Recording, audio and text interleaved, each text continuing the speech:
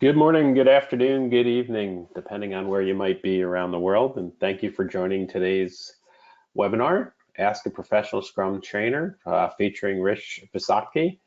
Rich is one of our professional Scrum trainers based in the Midwest here in the US, and he's here to take your questions today.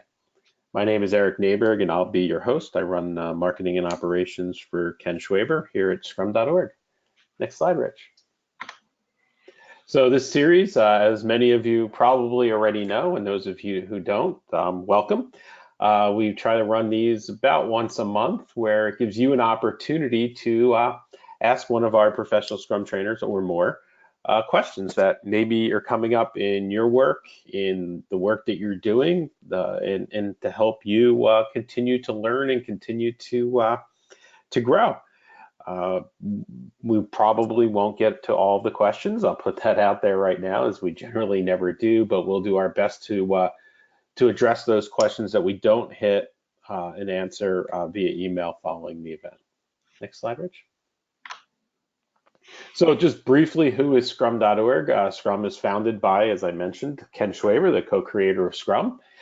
Ken continues to lead our organization as our chairman. We provide both training and certification to help improve professionalism and how people use, work, and evolve with Scrum, as well as putting out a whole lot of free resources to help you with your continued learning, much like this webinar today. Next slide. And with that, Rich, I'll let you introduce yourself. Thanks, Eric. So yeah, I'm Rich Visotcky. Pleasure to be here today to take your questions and try to help out as best as I can. I'm the president and founder of Joint Insights. We're a company that is mostly focused on helping people have more transparent conversations about their work and how they work. Scrum just happens to be a really great medium for doing that. I've been a PST for about 6.5 years now.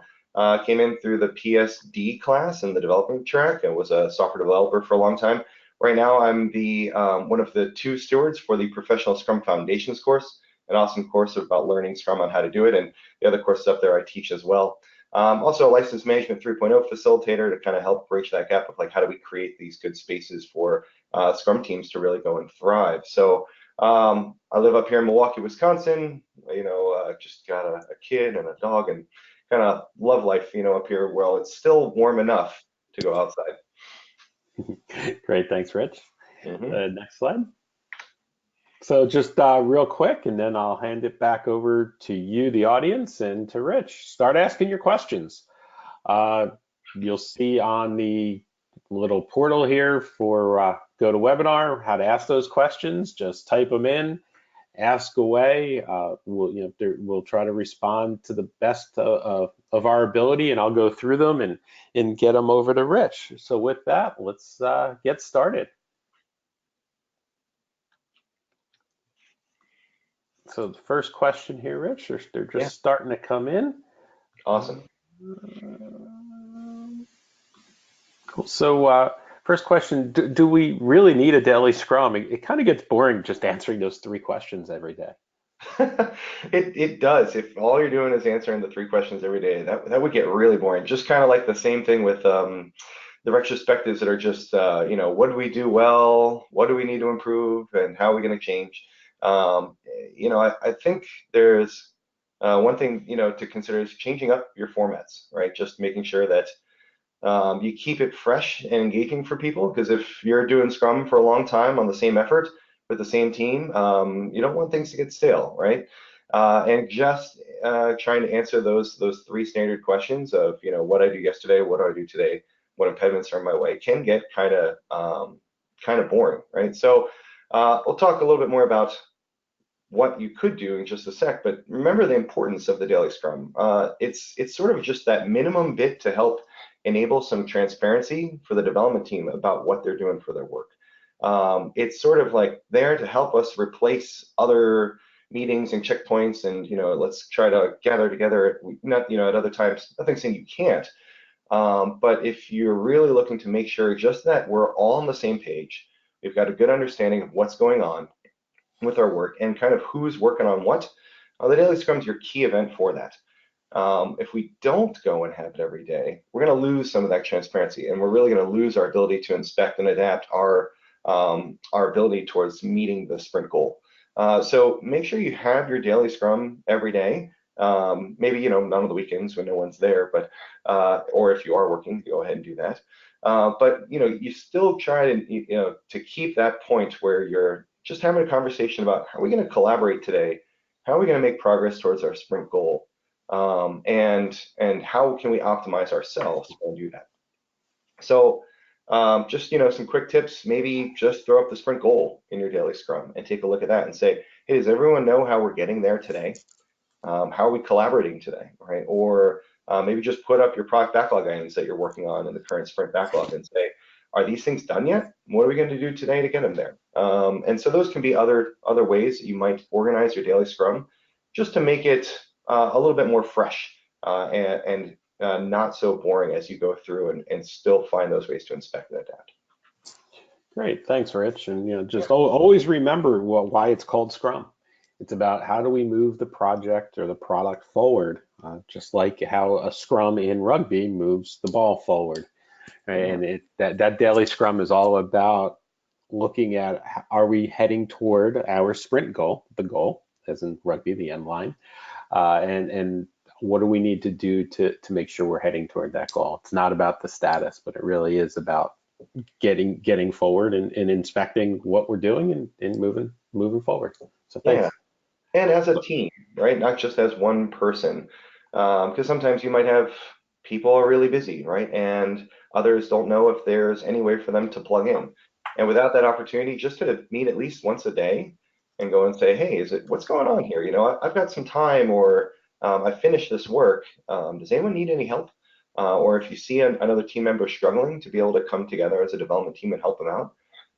Can really be good, and that you can use the daily scrum to help you move together as a team towards that goal. Exactly. That's great. Thanks, Rich. So the next question, I know you teach our PSK class, so you may be able to answer this. If not, that's cool, and we can take it offline as well. But Debbie's got a question. I have a question it's more about Kanban really than Scrum, but I think it can apply in either way. So we'll give it a shot. We have some repetitive tasks that we do every week, and each one may only take a few minutes to complete. It would add more overhead to edit a Kanban ticket, as she says in this case, but I can see it, anything on the backlog as a backlog item for each one. So I'm opening a weekly ticket for this task, and each time I do one, I book it to the weekly ticket. Is doing this a way for some tasks a big no-no, or is it okay to do some of these things? Well, thanks, Debbie. I'm kind of curious as well. Maybe I can ask another question while I'm trying to think this through. Is the work that repetitive weekly task type work something that goes towards the product itself, right? Is that work towards the sprint goal that we're talking about, or is it something kind of just work that you do as part of your job, kind of day to day? That would be interesting to know, because maybe it belongs, on a Kanban board for the work that the entire development team's doing. And maybe just it belongs on a board to help make it visible to you. Do we have a response for that? I don't yet. Okay. Actually, yeah. So we're not doing Scrum. We're talking about Just Kanban. Okay. yeah. So So like Jira admin, someone needs an account established, things like that. okay. So then just doing, kind of Kanban flow, if you're just mapping out all of your work there as it comes through that flow, some of those things might be actual columns on a board that you can go and map out. But just making that work visible can be helpful, right? I understand it feels like it's too much overhead to move it along, especially if it goes so quick. But if you're getting a lot of these types of requests, or if these things are coming up and they impact other work from getting done, showing them on the board can help bring some transparency into why other work takes a little bit longer to accomplish, because there's work that we have to do that's getting repetitive through there. And make sure it doesn't get lost, right? So I do that with our house, for like feeding the dog. It's just every day, who's fed the dog, and kind of move that through and make sure that we're all going and doing that. Because if I'm out training, my wife has to take that over. But when I come back, it's like, well, is she doing it or am I doing that, right? And so just making sure that's there, and it's like, yeah, this feels kind of old, but it ensures that the important things do happen.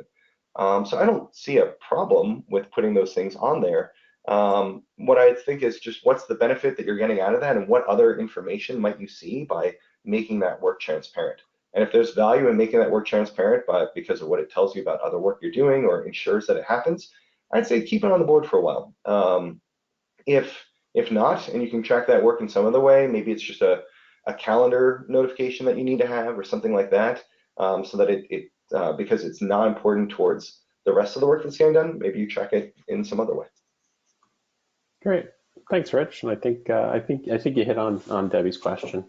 Awesome. So the next question, how can a Scrum Master who's working with several teams manage different locations? Say they're in a different building, for example. How do they spread themselves across those teams? Any suggestions?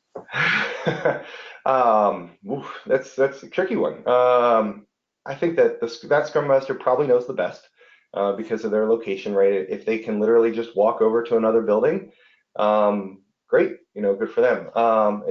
We should remember at least that a Scrum Master doesn't have to be, like hovering over their development team or their product owner all the time.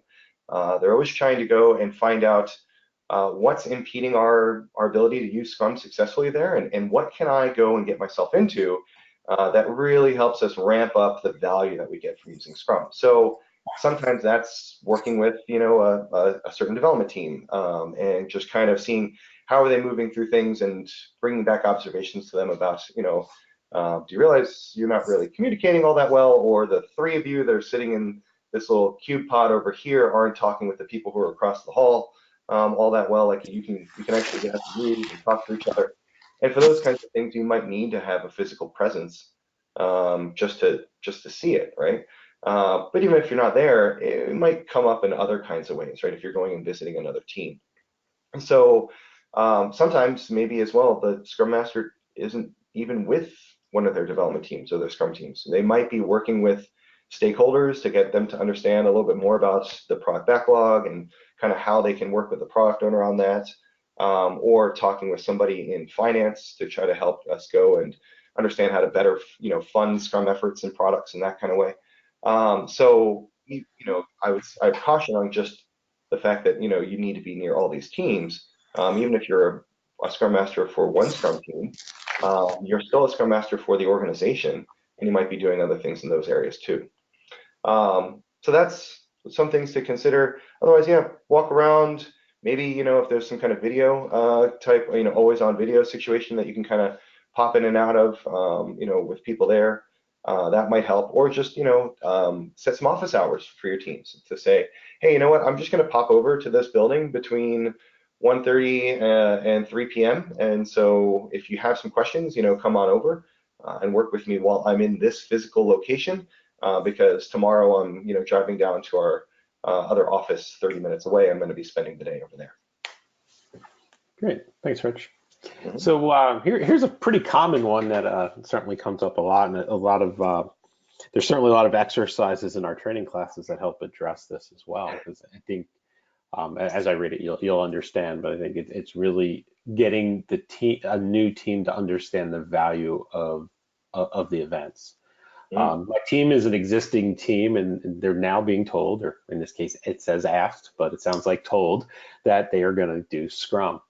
The team is complaining there's too many meetings, daily Scrum, refinement, sprint review, retro, sprint planning, and they're now complaining they don't have enough time to do their actual work. How would you talk to the team through this?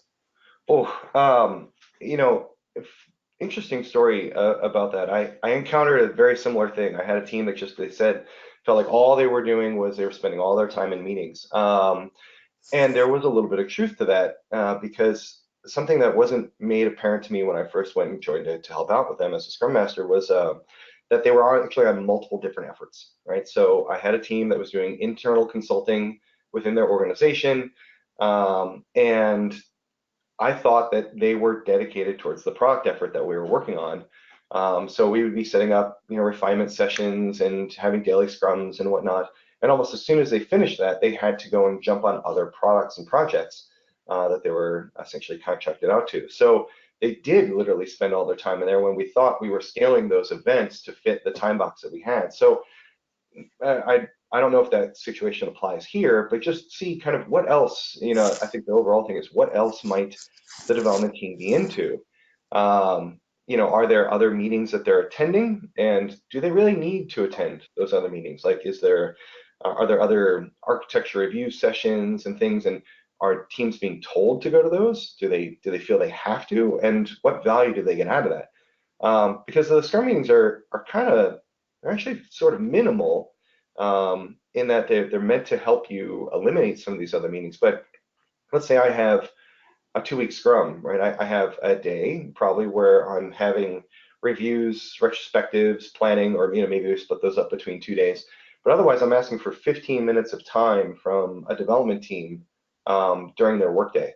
And if we've got a standard, let's say 8-ish hour workday, that's about 8 hours, right? 7 hours, 45 minutes or so of time that we can just spend working together on building the product. So usually when I hear that kind of question, about or that those complaints that there's so many meetings, I like to look for, well, what else are these people attending, and does it really provide value, and are they getting taken away from doing their work? And once we can figure out what that question is, that can maybe help us adjust the other ones. Otherwise, though, to spend a day every 2 weeks kind of refining and planning stuff out, not usually that bad, especially when you get to connect with the value that it can provide you for setting up, what this work can look like, actually connecting with the people that want to use your products and hearing from them like, wow, that's really cool. Thanks for building that. It's just kind of motivating. And I can find those meetings sometimes good to go to, which teams maybe don't attend right now or don't get to see their customers right now. And the retrospective can also be, a good one to just figure out like, yeah, how are we going to really ramp this up and get a little bit better? So I hope that helps out a little bit more from the whole meeting time kind of thing. Just go out there and see, is there anything else that these Scrum teams are getting into, whether forced or otherwise, that maybe they should pull back from a little bit and focus on product delivery. Thanks, Rich. And I think some of it always comes down to, are they seeing the value in why we're having these meetings? They're not meetings for meeting's sake. Yeah. They're really focused on, are we moving toward our sprint goal, learning the whole empirical process of Scrum. We're not doing a sprint review just to show people what we did. We're doing it to get the feedback and making sure that we're actually building the right thing and heading in the right directions. We're planning, because otherwise, how do we know what to work on? We're retrospecting to make sure we're working together in the same way. And I know you guys run exercises in some of our classes to kind of prove some of that out too. Yeah, I remember running into a previous student while visiting a client, my client site one time, and I was asking him, "How you doing?" And he's like, "I'm awesome." I'm like, "Awesome. Okay, well, that's good. What's making things so awesome right now?" And he said, he used to be in just doing system architecture, and it's like in Waterfall, I would work for weeks or months in all these different meetings and trying to gather all this information, and I'd hand stuff off, and I wouldn't hear about it again for sometimes months or years. And sometimes things would get canceled, and that was just kind of demotivating. He never felt connected to his work. So coming to the sprint review, right, when they start doing Scrum, he said, now I'm seeing my stakeholders, every week or every, like, I think they were every week at that point. And they're getting to use these things that we're building, and it's really neat to see like the purpose in my work.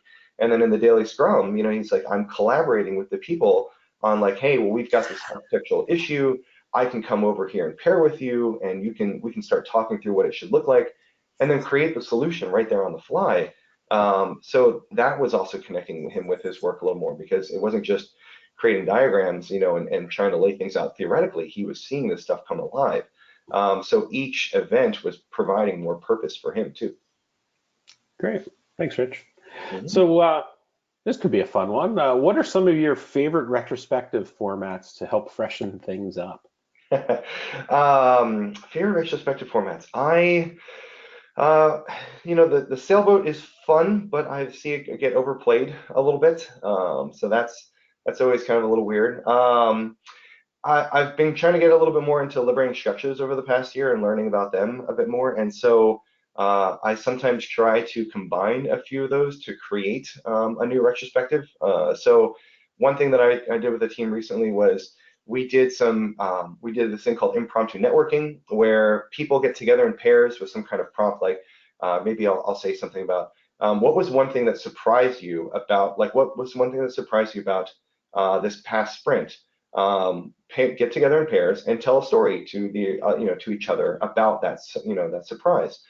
We go through that a few rounds, and then all of a sudden people start to see patterns and everything that start to emerge. And so maybe we'll capture those out, talk a little bit about that, kind of debrief, and then I combine that with 2510 crowdsourcing to go and have everyone start thinking about, all right, well, what's one thing we could do next sprint to make the sprint even better? And then you start exchanging cards and handing off to people, and everyone starts to vote their idea from 1 to 5 on the card on how good they think this is, and suddenly you get this ranked order of ideas.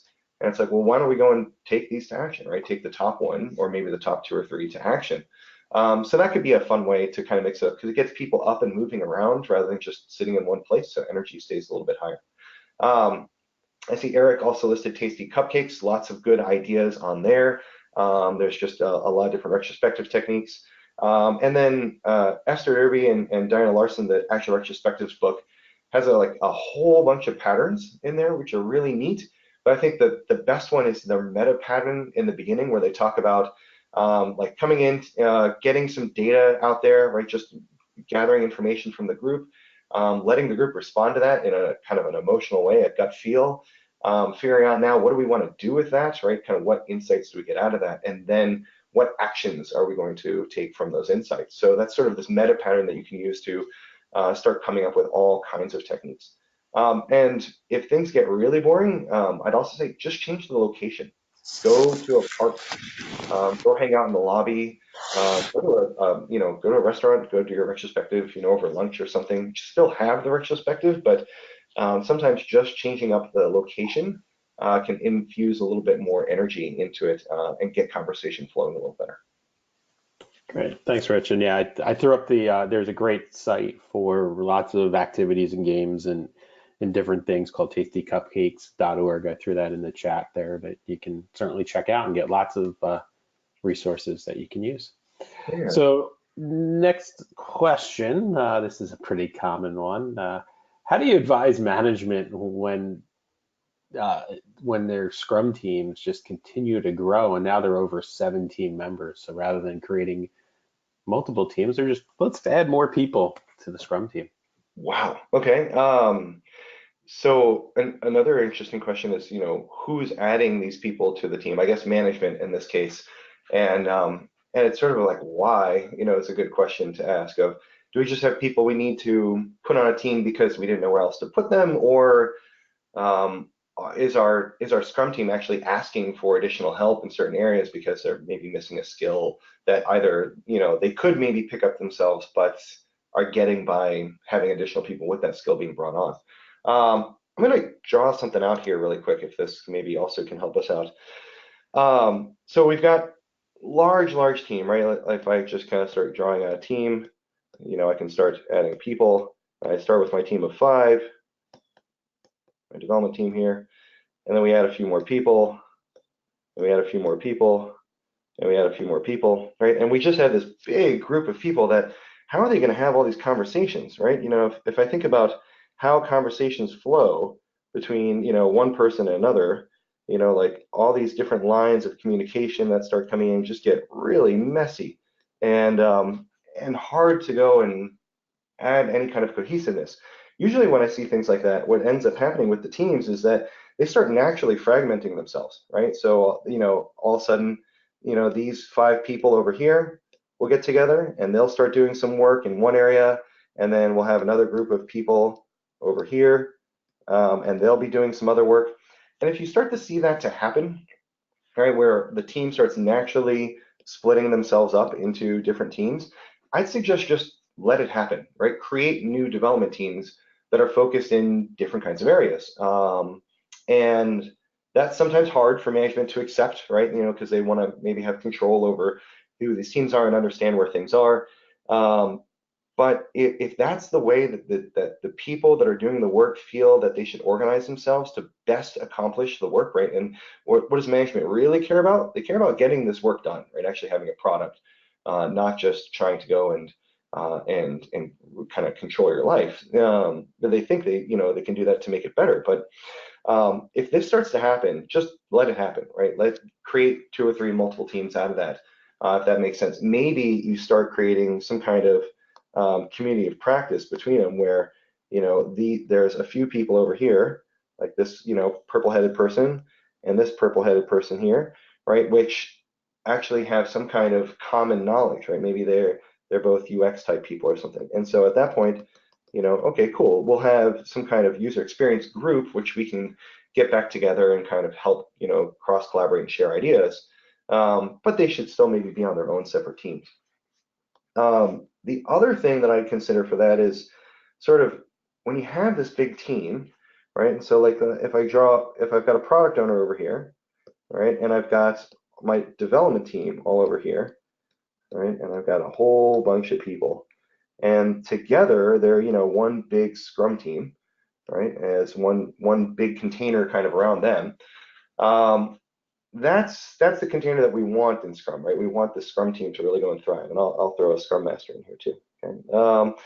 But I might have a manager over here who is responsible for these people, and I might have another manager over here who is responsible for these people, and then this person kind of right here might actually be the manager for this group right here, right? If I were to kind of do that. So, and so when you start looking at mapping this out, this is like, you can look at the containers that people are part of, and what differences might exist. I start to see these walls start to get reinforced here because of management, taking over certain areas, and then teams not really being supportive of the Scrum team, right? The thing that we want to optimize for is, this Scrum team here.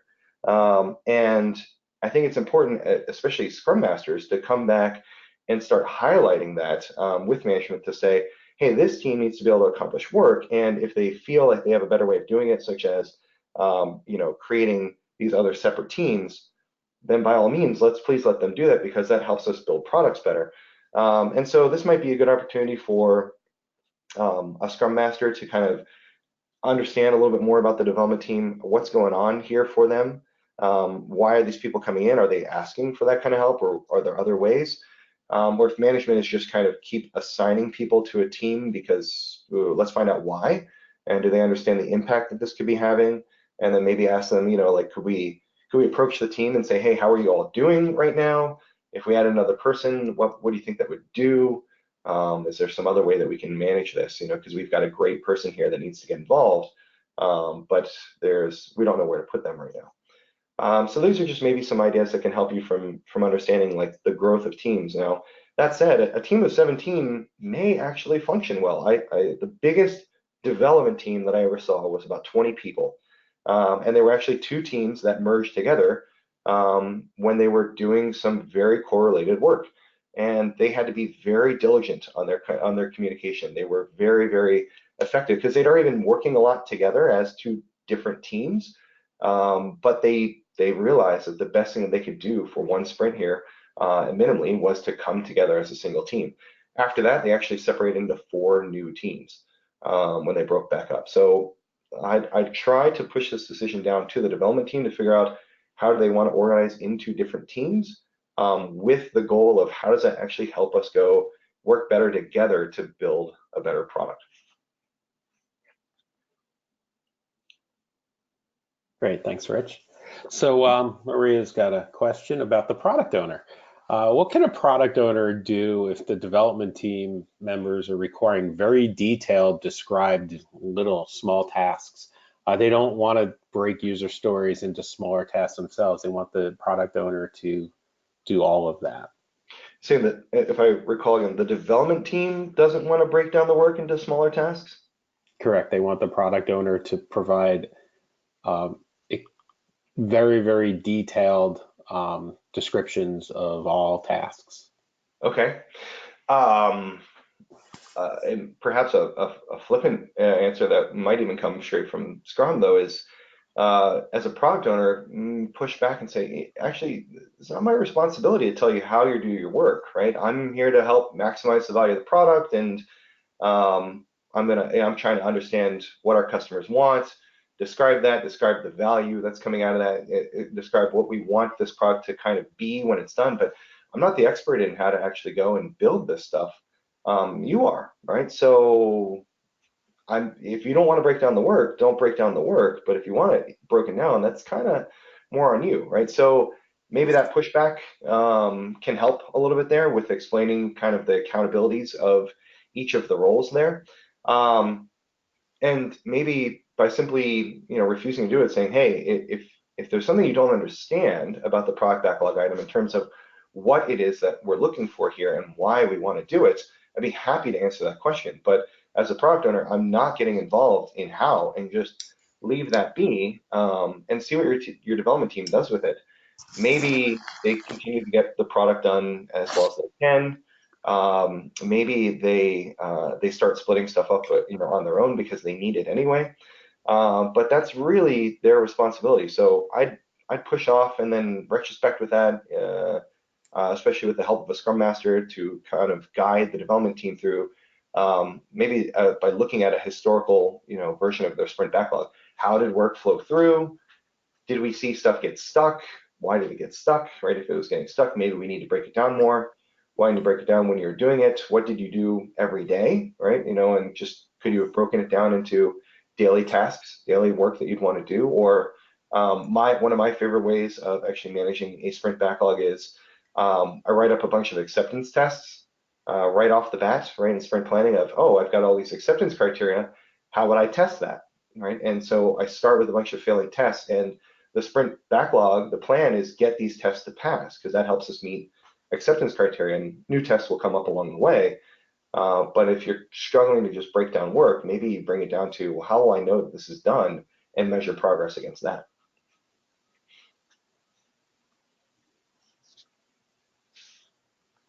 Great, thanks, Rich.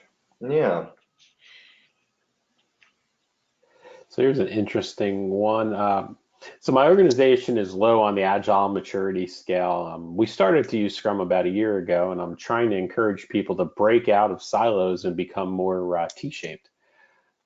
However, the manager of the development team has told them that they can't test at all because it goes against ITIL. I don't think this is valid. Any input, any ideas, anything that can help Megan talk to the team in that manager? Wow. Okay. So let me try to recount this here. We first talked about T-shaped, which whoops, let me just for those who aren't understanding, right? T-shape is sort of, I've got depth in a certain area, and breadth of skills. So maybe you're deep in testing as a skill, but you can also do a little bit of coding and a little bit of database work or something like that. And just having more T-shaped people on your team certainly helps you manage risk a little bit more, right? In terms of just going through and showing, like, if our testing specialist isn't around, we can still get something done. And so to go a little bit further, I don't know a lot about ITIL, to be honest. So I'm not sure how saying that testers, only testers doing testing, actually helps us comply or go against ITIL.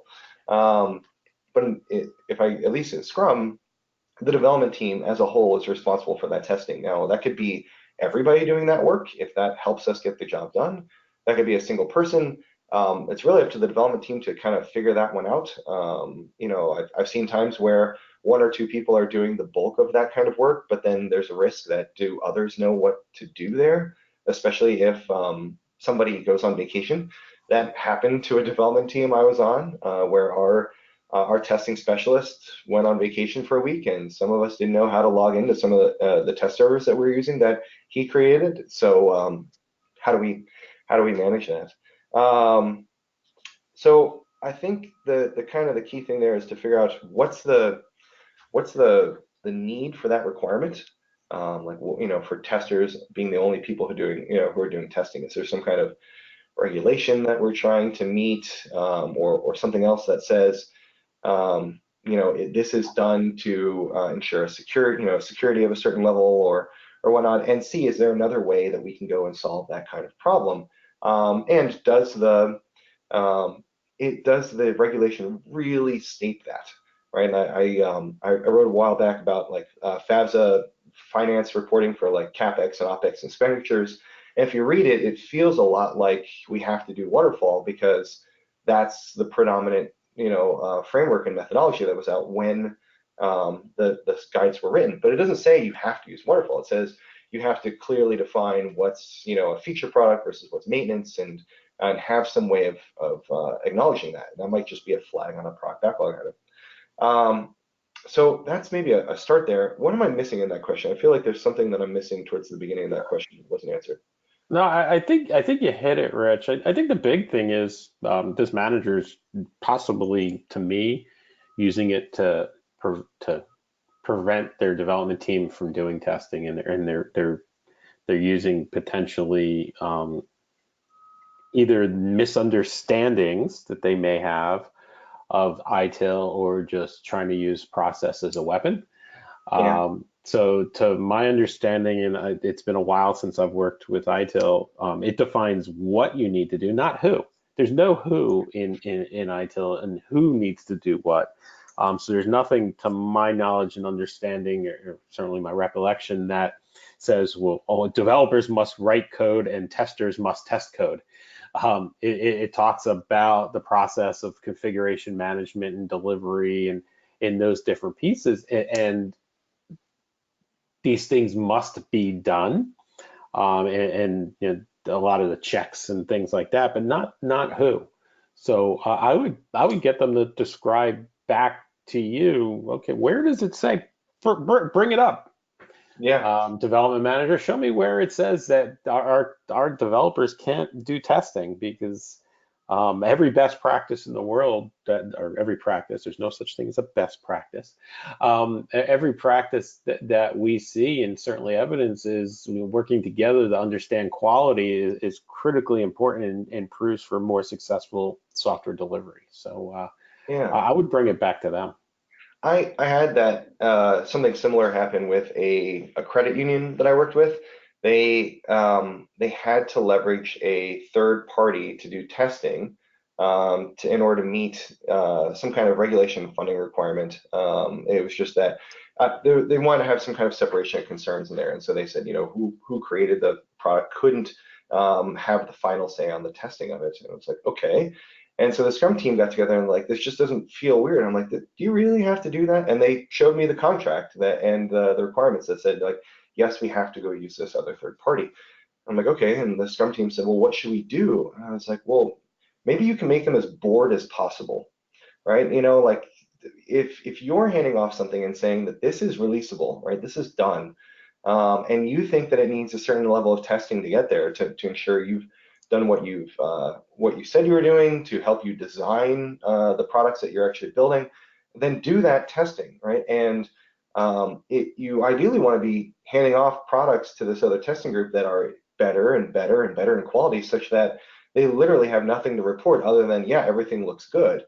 And then that shows the value of how good this development team is doing in building that product in the first place.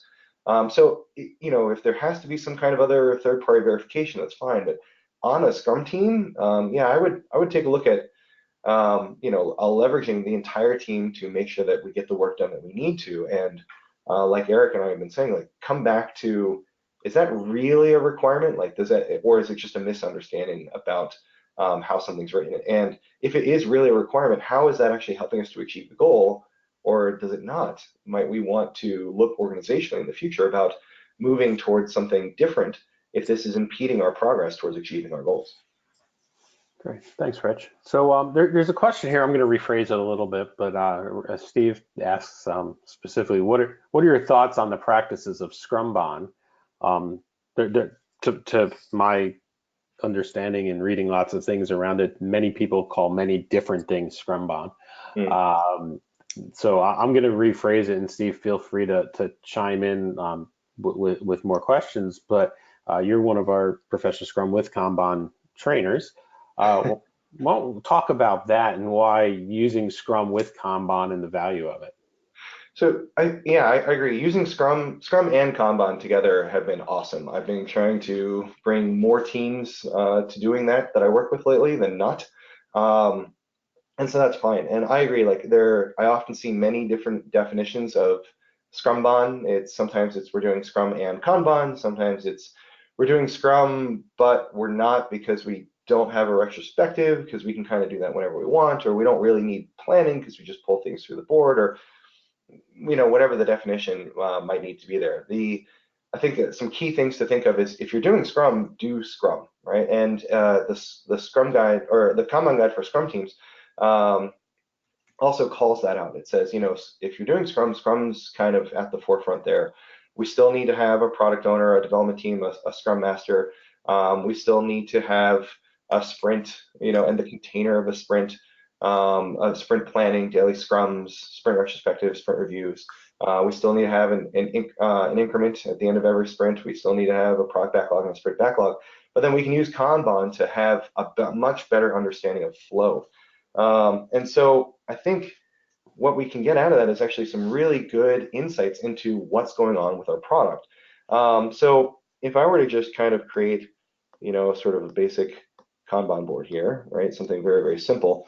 I might have like, in the middle here, something for building, like build code, build stuff. I might want to verify. And then like measure, like deploy. I'll do one more. I was just going to say, I'm going to add measure. Right over here. I might have a ready queue. And I could also, let's just say, here's analyze. And to do. So why I kind of drew it out this way is to sort of show a couple of different things here. I can have one item in here, right? And we take one item, and the idea is to pull it all the way through the Kanban board as you're going through here, right? And so any item on here where I'm looking at things of value, right? Items of value here, so product backlog items, then I'm going to build into the product and get it out there. But when I look at this at a Kanban board here, what I often kind of like to do is say, where does it really all point to? And so this part right here might represent our product backlog. So this is stuff that we still have to do. That maybe there's just a whole bunch of stuff that we don't even know what it is yet that's in that column. The analyze might be things that are getting refined at the time, right? That we're going through, refining these product backlog items, breaking them down a little bit further, adding some detail, kind of getting them to a point where they are ready, right? And so things that are ready and getting built here, maybe, and even into verify, these could be things that are in our sprint backlog.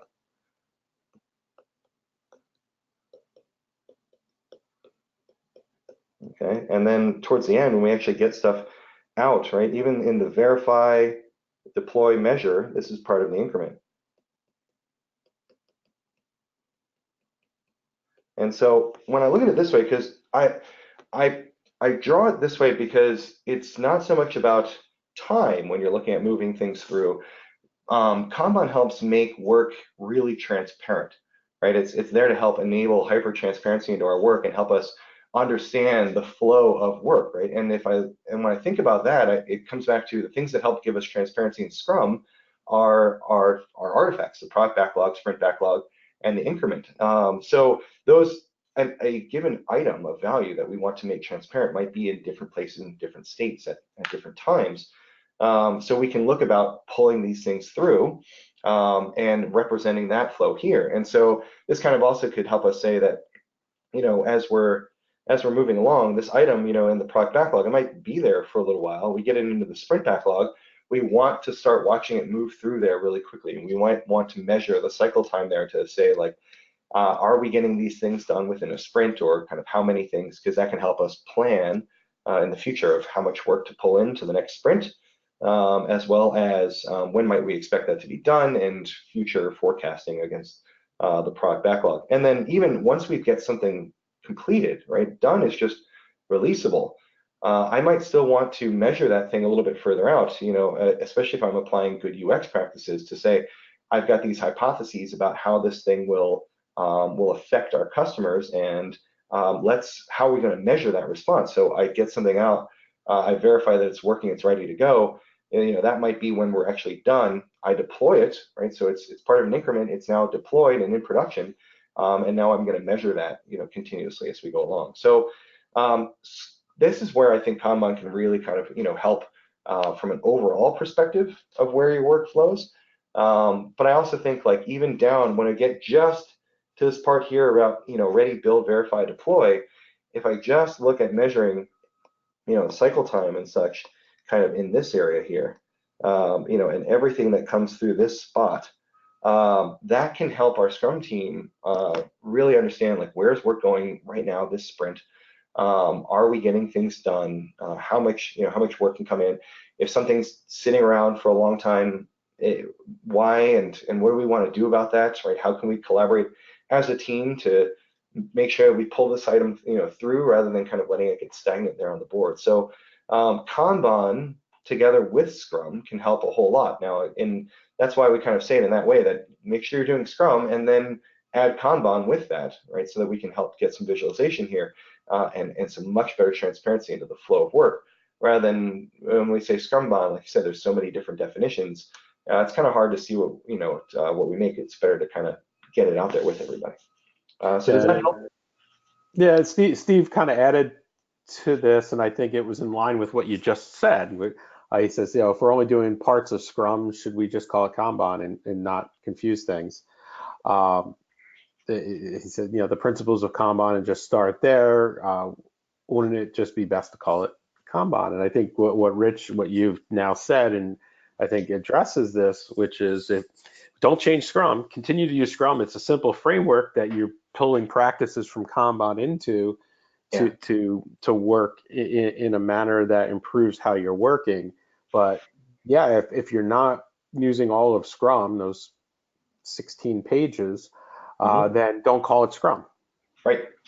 And it might work for you, and that's great, right? There's a lot of people that are very successful just doing Kanban. Occasionally, people have success doing waterfall.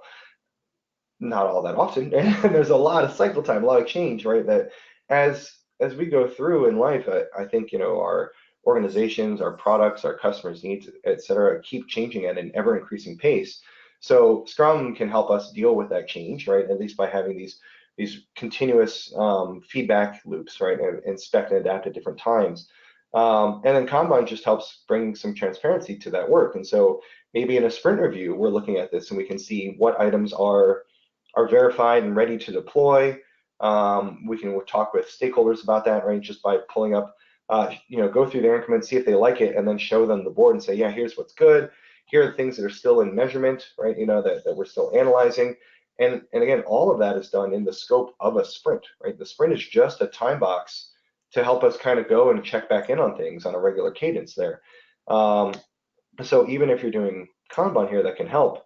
But if you're not doing Scrum, like, you start taking these things out, again, you're just not doing Scrum. You might get some value out of it, but all the things that are still in Scrum can have some value in very specific ways. And when you start looking at how to combine these two, and we do talk about that a lot in the PSK class, you start finding new ways to go and bring that and say, hey, maybe we should be doing Scrum all the time, even though we're already doing Kanban, because we can get some additional value out of those different events. And the conversations that they go and promote. Great, thanks, Rich. Yeah. So the next question is about measurement and actually about planning and estimating. Okay. So it asks about, we've got different people on our Scrum team. We've got a UI developer, a server-side person, a database person, and so on. So does it make sense to estimate when all these people are touching different parts of the system and none of them, they're not so cross-functional, I guess is probably the best way to put it. And my initial thought when I read this was, well, no, most features are touching all of those different pieces. Most user stories are touching those pieces. So although different people may be coding different parts, they come together to define and work on stories. Yeah. Your thoughts on that? Yeah. So I think the cool thing to highlight here is that it still sounds like this is a very cross-functional team, right? We might have a bunch of specialists that are only doing one type of work, and they'll figure out in time how that works for them or doesn't work for them. But I still think that everyone should be kind of estimating in something here, because sometimes you get somebody who comes in and they don't know anything about the work. It's like let's say my database specialist is coming in here, and the majority of our changes are UI based, right? And they don't really know much about it because they're not working in that area.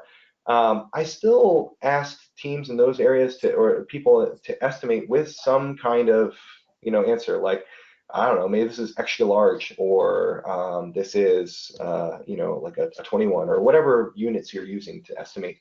Mostly because that can help spawn conversation, right? The key thing on all these different estimation techniques, like using planning poker or wall estimation or anything like that, they're just ways for the team to analyze the work and have better conversations, so that way they can make decisions about that work, including splitting it up, or capturing other areas that we need to test, or even deciding what's not in there. So somebody even saying, I said it's extra large because I don't know, when everyone else said it was a small or a medium, can at least start spawning those conversations like, well, I don't know, but well, what don't you know about it? Can we explain it a little bit more? If your development team is willing to do that, that's great. Right now, share some of that knowledge back out. And sometimes just the very act of others on the team who would be more involved in the work talking through it might help them understand a little bit more about it and say, oh, actually, I missed something here. We should capture some additional detail, because we also have to check when we integrate with this other service over here. There's maybe some additional tests to write for that. And so even though it's not a certain skill that got brought in, again, all we're talking about here is analysis, and helping us plan our work out better. The estimate itself is like the smallest part of that equation, the least important part of that whole conversation. Great, thanks, Rich. Yeah. Looks like we have time for at least one or two more. We've got one here that actually I've heard come up quite a bit and had conversations about. So let's go to this one. Our company is I can't speak. Our company is highly regulated, and so releases only happen about 4 times a year. How can we improve our Scrum practice under these limited release conditions? Sometimes work will sit in a branch for many months prior to the actual release. Okay. So this one's kind of interesting. Remember, within Scrum, we're creating a potentially releasable increment at the end of every sprint. Just because something is releasable doesn't mean we have to actually go and release it. So the fact that we're still releasing every quarter because that's what makes the most sense, or just that's what we've been doing, is still fine, right? We might find a way to push up that release cycle, and I think that would be a good thing to look into. But even if we're deciding to release every quarter, every single sprint, the team should still have something ready to be released. So, let's say you're currently sprinting every month, right? So at least 3 times in that release period, we should have something new and ready to release, ready to fall back on. And so let's say if one of those sprints, we have a big problem and something causes an issue, and we can't go and get those changes in, we can at least go back to what we had the sprint before and release that code. And it sounds like already using source control here. So getting back to that earlier state shouldn't be that challenging, right? Maybe those environment changes you have to be aware of, but we can at least use source control to help us guarantee that releasable state of our product and our code. Go back to that and release from that. If you're sprinting more frequently than that, and then you have just more potentially releasable increments, right? And so all this then can help us get to the best possible release state when we get to that actual release date, right? So if we're working with our stakeholders every month, or let's say every week, right? If we've got a sprint every week, we're bringing in stakeholders, we're making sure that our products are meeting their needs while still meeting these regulatory requirements. and that they're gaining confidence that when we go to market, we're actually going to meet this regulation, right? We're going to be done. Maybe we already met the regulation by sprint 2 out of 3 sprints in that quarter. So they can go and have some confidence. They can already, be ready to work with the market. They could be ready to work with people in the government or other regulators who are going to be checking in with this. Maybe pull them in earlier to show them the product and say, hey, let's get this tested now because we want to get this out and make sure that everything is good to go. So the sooner you can meet the regulations, the better, right? And having that constant cadence of a sprint and having a releasable increment can keep us on track to ensuring that we are in a releasable state and that we're doing things like, cool, this is done, this is good, we can merge it into trunk, right? Rather than keeping that branch open for a really long time. And I worked with a bank once where that actually became a strategy for them, where they had regulations and requirements getting out and pushed on them all the time. But they were becoming, because they were using Scrum, they were becoming one of the first banks in their region to meet these regulations, and they could go to market saying, hey, we're one of the first banks that can go and protect your data, and your finances better than any of the other banks because we're the first ones that meet this updated regulation. So come bank with us, right? And that turned into a value add for them by being able to use Scrum and get these things done earlier. Great. Well, thanks, Rich. I do want to be conscious of our time box. Excuse me. So I want to thank you for this. If we can move forward to the next slide. And actually, someone has a question, so I'll let you do a little ad too. Someone wanted to know what drawing tool you're using. Which what?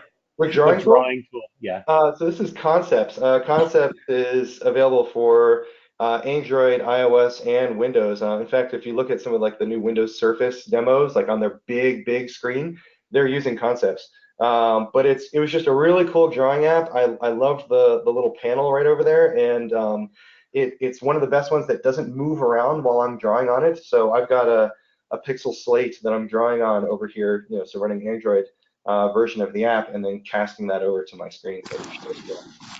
Cool. Thanks, Rich. So Yeah. thank you, everybody, for your time today. Continue your learning. Make sure you check out the Scrum.org learning paths to keep on going. These are completely free and different paths for different roles: Scrum Masters, product owners, development team members, as well as the Agile leaders. Lots of resources, webinars, blogs, videos, and other things to help you continue your learning as you continue to grow. Next slide.